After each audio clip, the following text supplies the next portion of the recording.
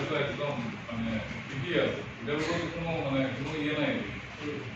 কারণ আরো যদি বেশি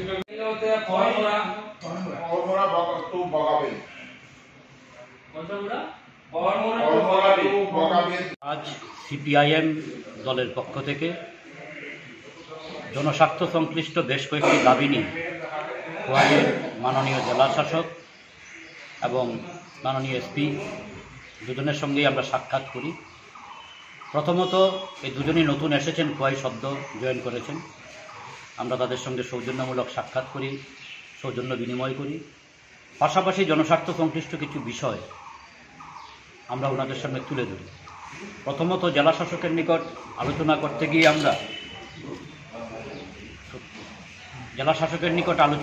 গিয়ে আমরা এমজিএন রেগার সেখানে বকেয়া দীর্ঘদিন যাবৎ শ্রমিকরা পাচ্ছেন না মজুরি, এই বিষয়টা নিয়ে ওনার দৃষ্টি আকর্ষণ করি। সেই সঙ্গে তুলাশিগড় ব্লক এলাকার বিশেষত আসারামবাড়ি, বনবাজার এই সমস্ত এলাকায় ফেন্সিংয়ের যে লাইট, সেই লাইটের কারণে সেখানে সবজি নষ্ট হচ্ছে কৃষকদের, খুব হাই পাওয়ার ভোল্টেজ। এই বিষয়টা নিয়ে ওনার সঙ্গে আমরা কথা বলি। পাশাপাশি আমাদের খোয়াই মহকুমা এলাকার বিভিন্ন এলাকায়, বিশেষত তুলাশিগড় এবং পদ্মবিল ব্লক এলাকায়, সেখানে ড্রিঙ্কিং ওয়াটারের প্রচণ্ড প্রবলেম, পানীয় জলের।